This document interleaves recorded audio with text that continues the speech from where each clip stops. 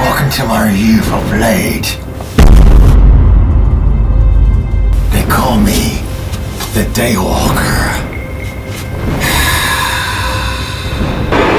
But for me, there is only one guy who broke a lot of molds and stigmas in the superhero genre.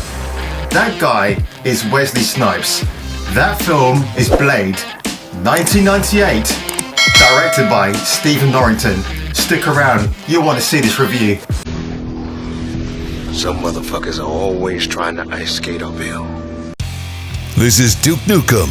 If you're looking for a douchebag to save the day, then try Jason King on Kung Fu Hot Dog. Alright, now where are the babes? Now, I don't know if this is a story you're familiar with, but Chris Evans met Wesley Snipes at a party, walked over to him and shook his hand and said, if it wasn't for you, we wouldn't have the MCU. And you know what? The guy's got a point, because after Blade, you had Blade 2, then you had Blade Trinity. Despite what you might think of those sequels, they did help to establish a continuity within a Marvel timeline. So yeah, if it wasn't for those, and look, don't tell me the X-Men paved the way for the MCU. It is definitely Blade. Blade kickstarted everything, it did, whether you like it or not. Otherwise, someone like Chris Evans wouldn't walk up to him and tell him that, would he? So it makes perfect sense. But the reason why I mention that is because the MCU has one massive Achilles heel. They are really bad at creating memorable villains. The only memorable bad guy we've had is Thanos, but it's taken like, what, 19 films to get there? And Stephen Dorff as Deacon Frost, he is such a badass. He's chilling, he's conniving, he's funny. Just kidding. Deacon Frost gets a lot of screen time, and it's great because you can only make a hero great if you've got a baddie that's even more despicable, and it really works. Their dynamic back and forth is excellent. Their fight scenes are fantastic. And yeah, some of the special effects may not hold up as well today as they probably would back then, but I tell you what, I have no problem with the special effects in Blade. It is part of the charm. It was what was available then technology-wise, so I've got no problem with that whatsoever. And yeah, do you know what? They've actually got a 4K release coming out in November, so I've already pre-ordered my copy on Amazon. That is a beautiful cover. Wow! Because the version I watched of Blade today is on normal Blu-ray, but the transfer is pretty awful. And you know what? When I saw Blade in 1998, it was at a preview screening at the Warner View in Leicester Square. It was with a really hot date, a girl I was really into at the time. And I don't think she liked the film that much, but she was more into my reaction of certain scenes in the film. Like every time I was cheering, she was squeezing my arm tighter and tighter. Women are very strange. Now, a very big shout out to Chris Christopherson. Yes, that country and western star became an actor. He's sporting the long mane of hair and the great big bushy beard. He's got the old muscles. But to me, he's like Q to Snipes' Bond. Think about it, Bond is a vampire, but he's just a complete badass.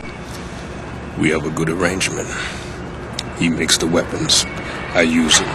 The only thing I wish they had done in the film, this is the only little gripe that I have, like earlier on in Whistler's hideout, we see this big bad silver motorcycle, and we only see it ever used in one scene, and I wish we could have had a shot of Snipes just driving down the highway like a bat out of hell on that silver machine. Oh man, that would have been so awesome, but, well, you know what?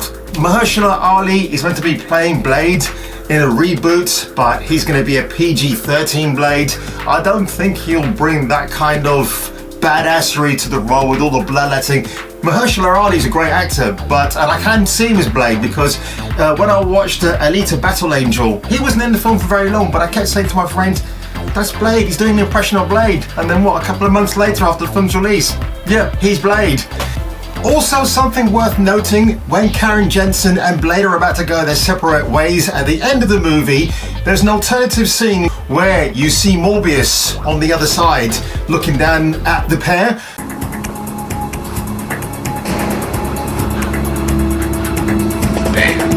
And it's thinking, wow, can you imagine if they actually brought Morbius into the later sequels? That would have been pretty awesome. But it's one of those things they probably couldn't use for contractual reasons, although I can't imagine why, because I think at that time Sony might have had the film rights to Morbius, so who knows. But Jared Leto playing that guy, I don't know what to think, but hey, look, we had it back in 1998, so that's what I love, forward thinking. God, I miss you, New Line Cinema.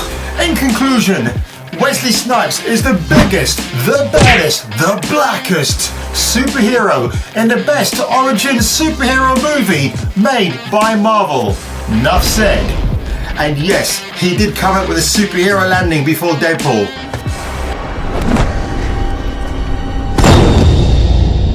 Sorry, Ryan Reynolds.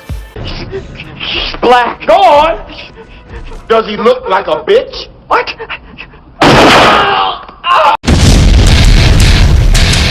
Hail to the king, baby. This is Duke Nukem. And you've been watching Jason King for Kung Fu Hot Dog Reviews. Like, comment, and subscribe. Because the king said so. You got that?